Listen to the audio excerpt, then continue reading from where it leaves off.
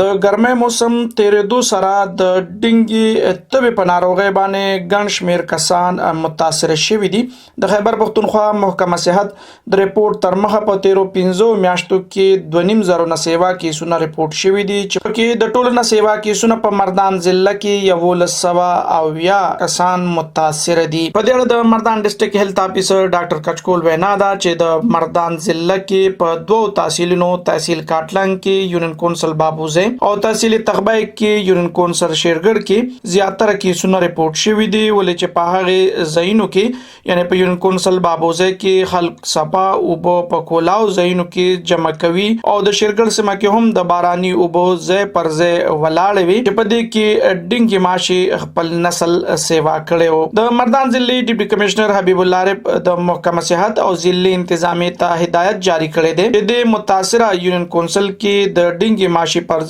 سپری او صفایان دي وکړي شي او د هسپتالونو عملیات هم هدایت کړي چې په هسپتالونو کې د متاثر شوی کسانو د لپاره انتظامات هم وکړي شي. د مردان ډیپټي کمشنر حبیب الله عارف پښتونخوا ریډیو ته وویل او دا په یونین کونسل بابوزه کې د زیاتر او په شیرګړ او د شیرګړ خوشا کې د بازار خوشا کې په مختلفو فوجو باندې ته کې د لغوت زیات شوی دي. په شیرګړ کې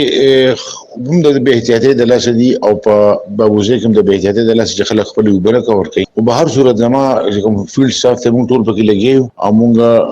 د ایچ او چې کوم سټاف ته پکې ټول لګیو فاګینګ کو صفاینم کو میکانیکل سویپینګم کو او ورسره کیمیکل سویپینګم کو ان شاء الله چې رزلټ به خیدا موږ کوشش دا کوو چې دا ورسره کمیږي او ټرند هم په خطر روان دي. الله نه دعا غواړو چې موږ مهنت وکړو او به الله نه وکړم غواړو چې زموږ سره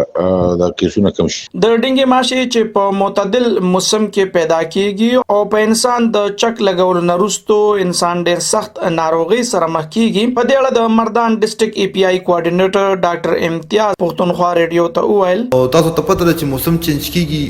دا موسم د سې چې د موسم کې د سره مختلفه قسمه بیماری سي واقعي او خاص طور باندې ډینګي ماشه چې نو هغه بیسیکلی په ولاړو بو کې پاتې کیږي. هغه ولاړو بو کې انډه هم چی او هغه انډو نه بچی را پیدا شي بیا هغه ولاړو بونه چې کله بچی پاسي نو زموږ ماشومان یا زموږ د خلک چې هغه لاسونه خپې کارا پاتې وي هغه چې چل کی لاس باندې مخ باندې یا خپ باندې د موږ مردان کې دی وخت کې د ډینګي کیسز شته زموږ د لپاره د عوامو د لپاره د دې هر سنه علاوه ضروری خبره ده چې دی په دې موسم کې خاص طور باندې په دې ورځو کې خپل لاسونه خپې او مخ د پټ ساتي چونکه مخ موږ عام حالاتو کې پټ نشو ساتلې خو چې کله موږ ملاستو په کار د مشردانه استعمال شي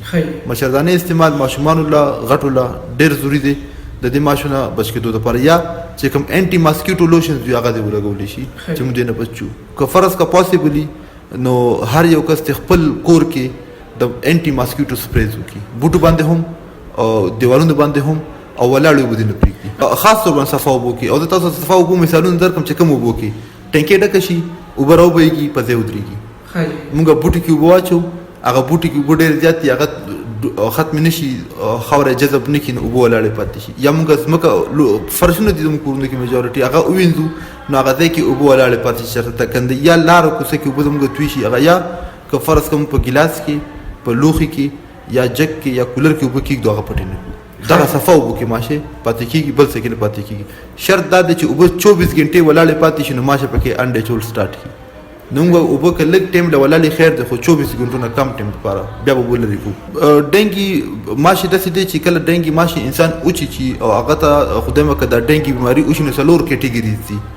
مایلډ لمبي سر کې طبي دردونه او ډیر زیات خطرناک کې هدا پورې دردونه نو هغه دردونه ډیر زیات دي. دویم سټیج کې بیا د هغې نه مطلب سترګو کې یا پوز باندې یا په خوله باندې یا په کولمه کې غټو امتیازو کې یا داسې وینه راتلل شروع شي. بیا درېیم او څلورم سټیج دا دی چې بیا انسان خامخا به موږ هاسپټلایز کوو چې په درېیم سټیج کې د هغه د بدن نه دومره وینه لاړه شي چې هغه وینه ودرېږي نه پلیټلیټس بالکل ختم شي نو زموږ انسان شاک طرف ته روان شي. څلورم سټیج بیا ډیت دی چې هغه ته کېږي. خو د دې نه زیاته خطرناکه خبره دا ده چې یو انسان د ډینګي بیمار شي نو د هغې نه ګیر چا پر محله کې 40 نه 50 کورونو پورې د ډینګي دا ماشي د بیماري خورولی شي. لهدا که داسې ماشوم چې هغه د ډینګي وشي نو هغه د نورو خلکو نه یا خاص طور باندې ماشي نه پټول دا ډېر زیات ضروري دي. د ډینګي بیمار به خامخا چې کوم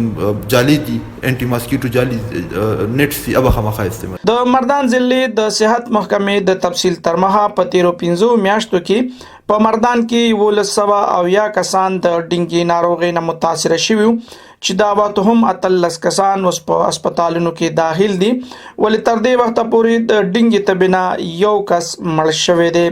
د پښتونخوا ریډیو لپاره عبدالستار مردان.